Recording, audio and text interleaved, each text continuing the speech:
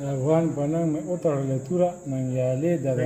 د زمانې خوشحال خټک یم وګوره یا برشا ما ویل کال ته نه زه تاته کوشم دا د خوشحال خان خټک ما ویل کاغذ کې مزار دی خوشحال خان خټک په درنو درون پښتو او په مونږ باندې پښنه مونږ باندې درون دی په سختو لارو باندې راغلو په سختو لارو راډو هغه باندې او بیا هم دلم ځان نو هغه حسندره باندې نو دوی چې کوم دی د نمونه وردی دي نمونه خو نه راځي او دې ته زه تبلیغ لم راغلم په 2000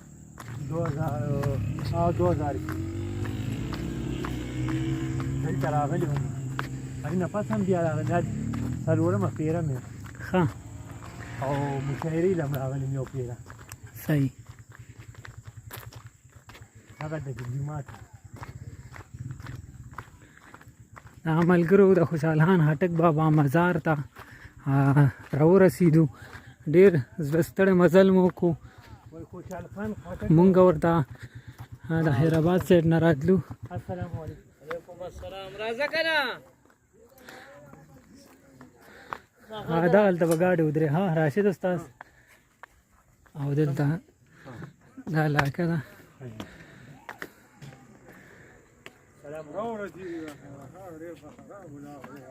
څنګه چلې السلام علیکم خوشحال بابا مزار ته راورسېدو زه مخکې شي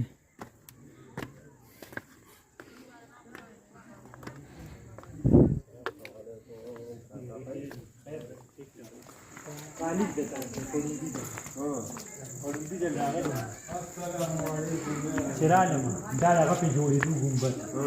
ته ټیکهدار دی او نور کسان د تماچو سره او دا خو ټوله خشکه علاقه وه ډېر ډېر وخت ما داسې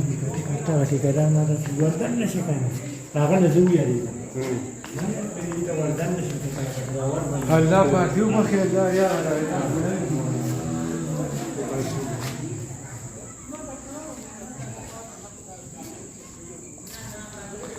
ګلشیر استاد کسوینو یاره دې ډېر په خرابو لارو باندې رالو کوم سندره ده دا سندره نه خو کوم دی چې تابع کتابو غوونه وي هغه ټوټې به سره بیا شریک کړو چې دې زمونږ په کومو لارو باندې خوشحال خان بابا مزار دی ملګرو او ګلشیر صاحب احمد صافي صاحب او راشد صاحب دی راغلي دي تاسو کتې شئ خوشحال خان خټک پاک له څه معلومات لرئ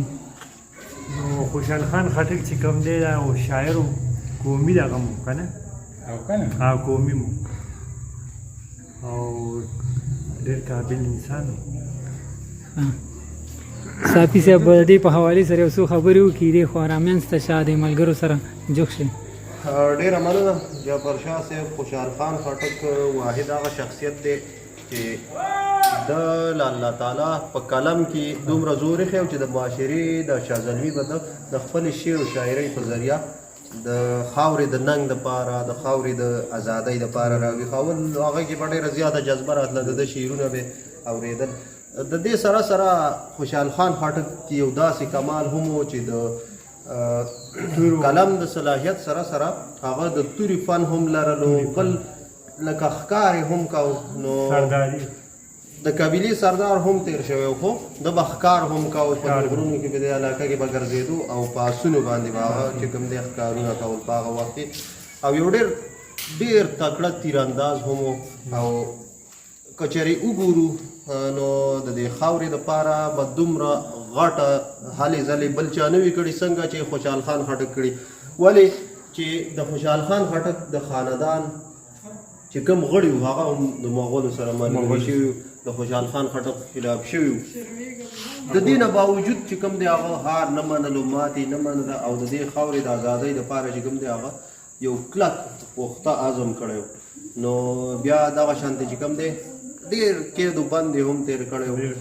بالاخره چې کوم دی هغه خپل ارادو کې او خپل چې کوم سوچ او ویژن و په هغه کې الله تعالی کامیاب کو د خاورې نه مغول دا هغه کسان د دې خاورې خاینان چې کومو به دې خاورې ته په خیرنه سترګه کتل هغه ټول یې دې ځای نه ځغلولي نو دغه شارټ شانتې معلومات د خپل سوچ مطابق شریک کړه د خوشحال خان خټک په حوالې سره او دا محمد راشد اقبال نوشیروي صاحب د مکرم اخون زلمی د پښتو ادبي او ثقافتي بالکل نور به دې بهتر کړي او دا ګلشیر صاحب دی دا هم